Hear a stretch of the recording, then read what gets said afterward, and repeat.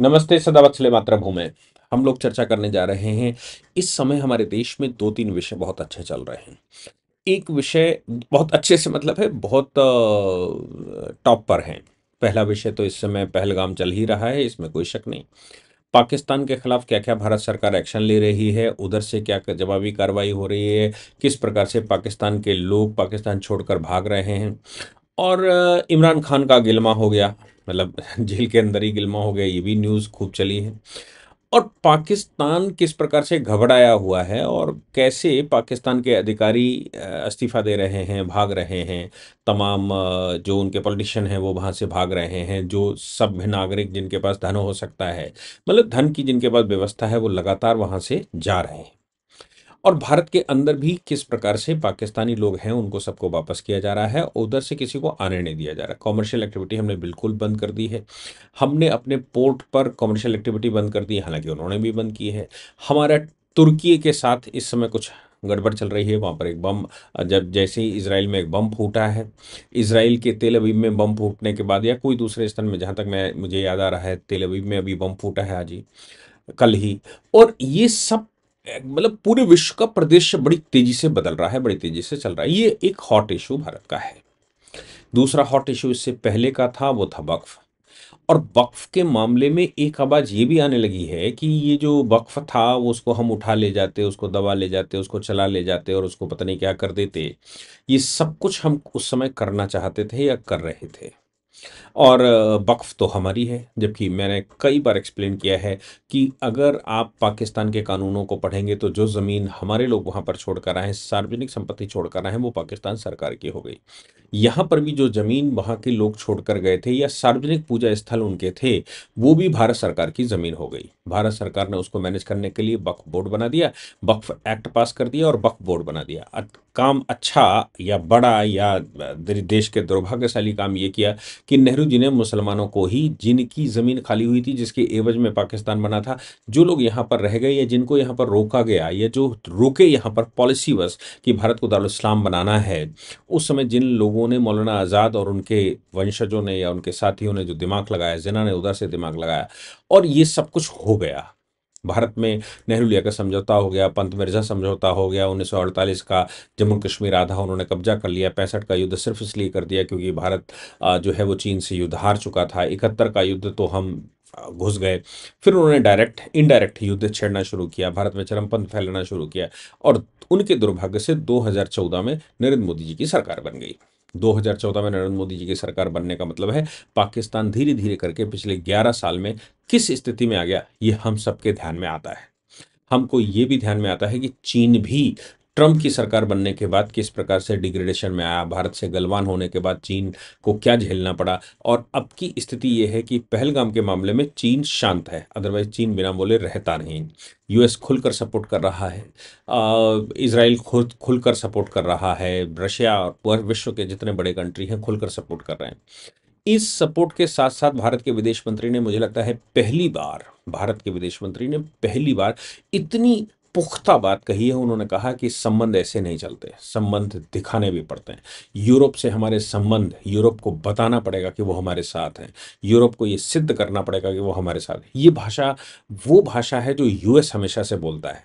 जी, आपको याद होगा जॉर्ज बुश ने कहा था, या तो हमारे साथ है या हमारे विरोध में है। जॉर्ज बुश ने ये भी कहा था कि इराक वॉर के समय उन्होंने कहा कि जो हमारे साथ नहीं है हम ये मानेंगे कि वो हमारे विरोध में है। आप सोचिए, भारत ने इसी प्रकार की भाषा बड़े बड़े नॉर्मल लहजे में कहा है एक पत्रकार वार्ता में कि एस जयशंकर साहब ने, कि यूरोप की जिम्मेदारी बनती है कि वो हमसे संबंध अच्छे स्थापित करने के लिए कसौटी का सामना करें और वो बताएं कि वो हमारे साथ हैं आतंकवाद के खिलाफ। ये नहीं चलेगा कि आप एक मिक्सी में बैठे हुए हैं और आप एक मैस में हैं और इधर भी करेंगे, उधर भी करेंगे, उनसे भी करेंगे, इनसे भी करेंगे। आपको ये तय करना पड़ेगा कि आप किसके साथ हैं, आप आतंकवादियों के साथ हैं या आप हमारे साथ हैं। इतनी सख्त भाषा में कभी भारत ने डिप्लोमेसी नहीं खेली, जो मोदी जी के नेतृत्व में इस समय डिप्लोमेसी खेली जा रही है। अब इसी बीच में जो भारत के अंदर, जैसे मैंने कहा कि वक्फ का जो जो प्रॉपर्टी है वो प्योर भारत सरकार की प्रॉपर्टी है, वो मेरे लिए छोड़ी गई थी। इसके एवज में पाकिस्तान को 10,80,000 किलोमीटर ज़मीन दी गई थी। मतलब 10,80,000 किलोमीटर या 11 लाख लगभग मान लीजिए, 11 lakh square kilometre, 11.5 sorry 10,40,000, 10,40,000 square kilometre ज़मीन उनको दी गई थी, या उससे ज़्यादा ज़मीन उनको दी गई थी। वो ज़मीनें भारत में खाली होनी चाहिए थी। भारत में खाली होने के बजाय वो फिर से मुसलमानों के ही नेतृत्व में बिठा दिया गया। अब आज तीसरी पीढ़ी होने के बाद उनको ये एहसास ही नहीं है कि ज़मीन वो ज़मीनें हैं जो वक्फ की कही जा रही हैं, जो पाकिस्तान ले गया। आज अगर उनका, जो भारत में मुसलमान रहता है, उसका क्लेम सिर्फ बनता है तो उस प्रॉपर्टी पर जो 1947 के बाद लोगों ने वक्फ बनाई हो, अपनी निजी संपत्ति को वक्फ बनाया हो। वक्फ की प्रॉपर्टी जो पाकिस्तान ले गया, उसके एवज में जो भारत को मिली वो तो ले ही ली, इसके अतिरिक्त सारी सरकारी ज़मीनों पर कब्जा, प्राइवेट ज़मीनों पर कब्जा, ऊसर बंजर पर कब्जा, जहाँ उनको क्लेम करते बना, उनको पावर मिल गई तो वो दुधारी तलवार की तरह चलाई गई। वो मंदिरों पर क्लेम करना शुरू कर दिया, वो गुरुद्वारों पर क्लेम, वो उस पर ट्रस्टों पर क्लेम करना शुरू कर दिया, वो पुराने गांवों पर क्लेम करना शुरू कर दिया, और वो अत्याचार मचा दिया, जिसका परिणाम ये निकला कि मोदी जी की सरकार को उस पर संशोधन लाना पड़ा। संशोधन लाने के बाद जो विरोध चल रहा था, कोलकाता मुर्शिदाबाद हमने देखा है, वो एक छोटी सी घटना थी आज के परिदृश्य में, वो एक छोटा संदर्भ था, लेकिन थी तो वक्फ का वक्फ का विरोध करने का एक और अवसर आया। उन्होंने आह्वान किया, all India personal law board ने आह्वान किया, 30 तारीख को 9 बजे से 9:15 तक रात में बिजली गुल की जाएगी। जो लोग वक्फ संशोधन के विरोध में हैं वो अपनी बत्तियां बंद कर दें। अब बत्तियां जिन्होंने बंद की होंगी उन्होंने की होंगी, हालांकि कोई ऐसी न्यूज़ नहीं बनी, कोई देश में सूचना नहीं आई जिससे ये कहा जा सके कि वाकई में बत्तियां गुल की गई थी। अब छोटी-मोटी घटनाएँ कुछ लोगों ने करी होंगी तो उससे कोई फ़र्क नहीं पड़ता। मेजॉरिटी मुसलमानों ने भी, मुझे नहीं लगता कि किया गया था। लेकिन सिस्टमैटिक तरीके से वो कैसे सिद्ध किया जाए कि मुस्लिम विरोध में है या भारत के लोग विरोध में हैं, उसके लिए एक नया तरीका अपनाया। मैं आपको बताता हूँ कि उत्तर प्रदेश में जहाँ इतनी खतरनाक सरकार बैठी हुई है, उत्तर प्रदेश में भी खेल खेलने से बाज नहीं आए। उत्तर प्रदेश की घटनाएँ इसलिए सामने आ पाई हैं क्योंकि योगी जी की सरकार है, उन्होंने उन विषयों पर एक्शन लिया है। लेकिन बाकी प्रदेशों में ये घटनाएँ निश्चित रूप से हुई होंगी। हालाँकि मैं जैसे कह रहा हूँ कि जो उन्होंने किया वो नेग्लिजिबल था, लेकिन था। अब मैं आपको बताता हूँ कि उत्तर प्रदेश के कानपुर और मेरठ, हम सब जानते हैं उत्तर प्रदेश में कानपुर और मेरठ बड़ा खतरनाक एरिया माना जाता है दंगे की दृष्टि से। मेरठ में वक्फ कानून का विरोध करने में 30 कॉलोनी में बिजली काट दी गई। किसने काट दी? लाइनमैन रियाजुद्दीन। तो उन्होंने तरीका जो अपनाया वो ये अपनाया कि जो उनके लाइनमैन हैं, हम सब जानते हैं लाइनमैन मोस्टली सरकारी विभागों में जो तीसरी चौथी कैटेगरी का एम्प्लॉय है या चिपका हुआ है या जो उससे लगा, वो मोस्टली मुसलमान है। अब इसने क्या किया, लाइनमैन मुसलमान है, उसने क्या किया कि सिस्टमेटिक तरीके से बिजलियां गुल कर दी। कहीं पर यह बताया गया कि नहीं आग लग गई है, कहीं पर यह बताया गया कि वो शटडाउन लेना है, कहीं पे कुछ और बताया गया। लाइनमैन था, वो कहता था, शटडाउन हो गया। 15-20 मिनट 25 मिनट के शटडाउन कई एक क्षेत्रों में हुए। जैसा कि कहा गया कि मेरठ में 30 कॉलोनी की बित्ती काट दी रियाजुद्दीन। हालांकि रियाजुद्दीन के मामले में मेरठ के लोग बड़े एक्टिव हो गए। इस समय भारत में हिंदुइज्म ठीक से एक्टिव है, इसलिए एक्टिव है क्योंकि मोदी जी की सरकार है, योगी जी की सरकार है, उनको मालूम है कि प्रोटेक्शन मिल सकता है। हालांकि यही 10 साल पहले हिंदू भी बोलने को तैयार नहीं था, लेकिन सौभाग्य हमारा है कि भारतीय जनता पार्टी के नेतृत्व वाली सरकारें बैठ गई, और उनकी सरकारें बैठने पर हिंदू निर्भीक होकर बात करने लगा। बात करते करते इस मामले में मुस्लिम संगठनों ने, all India personal law board ने जिस प्रकार से आह्वान किया था, वो आह्वान को ध्यान में रखते हुए सारा किया गया। आप सोचिए कि इसमें जो मेरठ का कर्मचारी है, मंत्री को सूचना हो गई, लोगों ने एक्टिविटी दिखा दी, लोग उसकी वीडियो निकाल लाए, सोशल मीडिया पर चलाने लगे। परिणाम ये निकला कि इस मामले में मंत्री को संज्ञान लेना पड़ा। चीफ इंजीनियर संजय कुमार को रिपोर्ट को जांच सौंपी गई। जांच में पाया गया कि रियाजुद्दीन नाम के एक लाइनमैन ने जबरदस्ती बिजली काटी थी। ना कोई उसका रिकॉर्ड है और ना ही उसका कोई हिसाब किताब है। बिजली की रिकॉर्ड कटौती या जो रजिस्टर है उस पर कहीं मेंशन नहीं है, लेकिन बिजली कटी थी। ऐसा ही मामला कानपुर में हुआ। कानपुर में वक्फ कानून के विरोध में तो इतना तक हुआ, कानपुर के सनीगवा में, ये तक कह के लाइटें ज़बरदस्ती हिंदुओं की बंद करवाई गई और ये कहा गया कि यहाँ रहना है तो मेरे अनुसार रहना है, वक्फ का विरोध चल रहा है तुम्हें हमारे साथ करना पड़ेगा, अगर तुम वक्फ का विरोध हमारे साथ नहीं करते हो तो तुम्हें झेलना पड़ेगा। इसलिए जबरन बत्तियां बंद करवाई गई। हालांकि जैसे ही बजरंग दल के कार्यकर्ताओं को ये पता लगा कि इस तरह का खेल चल रहा है तो वो एक्टिव हो गए, पुलिस को सूचना दे दी, पुलिस एक्टिव हो गई, सिस्टम एक्टिव हो गया और परिणाम निकला कि बत्ती जो जो जो जबरदस्ती बंद करवाई गई थी उससे पहले ही लोगों की बत्तियां जलवा दी गई, गुंडागर्दी नहीं होने दी। ये उत्तर प्रदेश में हुआ। ऐसा ही उत्तर प्रदेश का आपको याद होगा चंदेश्वर का हाथा, 2 साल पहले चंदेश्वर के हाथे में एक बड़ी घटना हुई थी।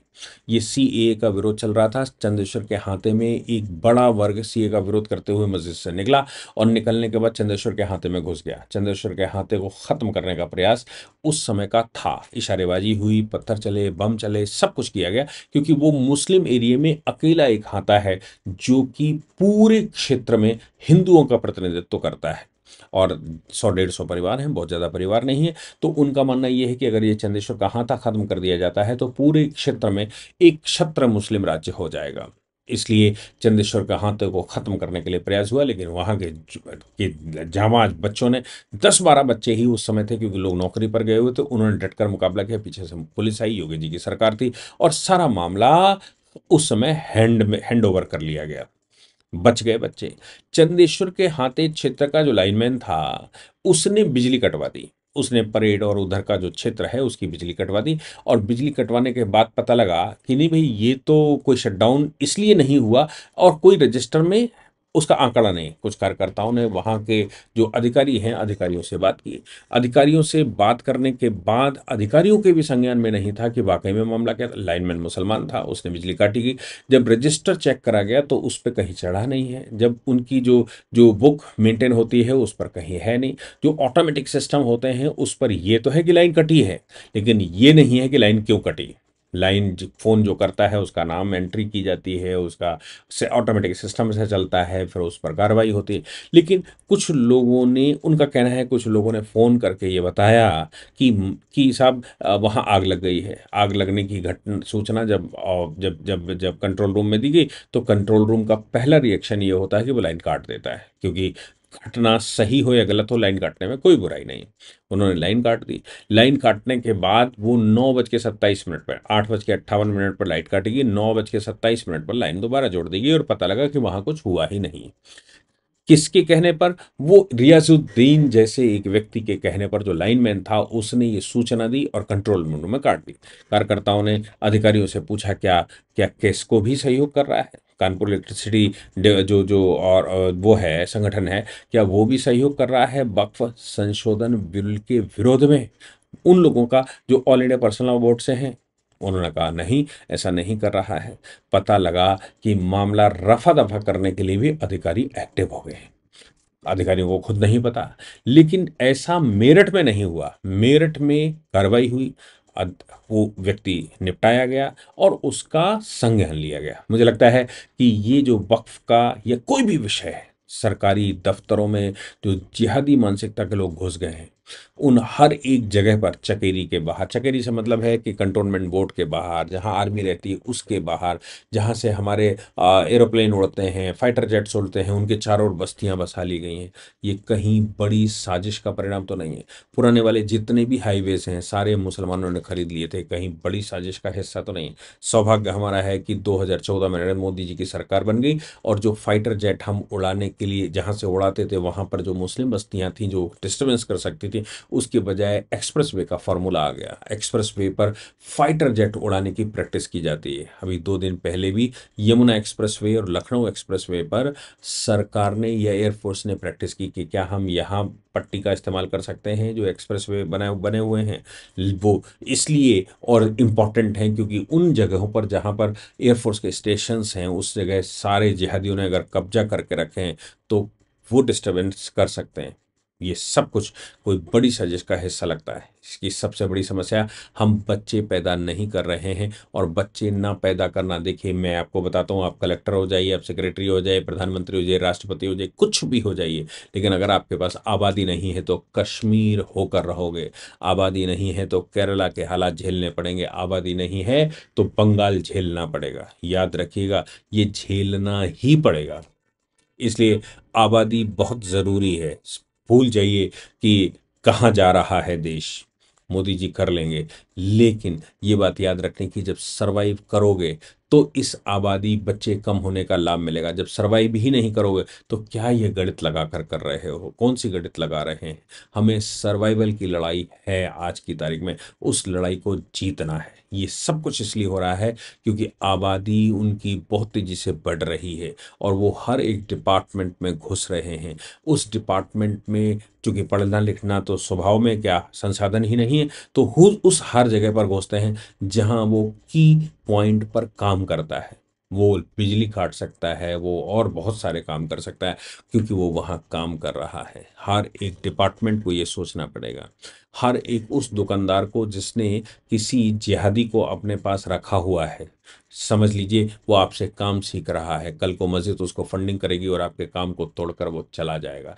इसलिए दो पैसे वो कम इसलिए ले रहा है आपसे क्योंकि उसको कुछ टारगेट है, वो टारगेट करके आया है।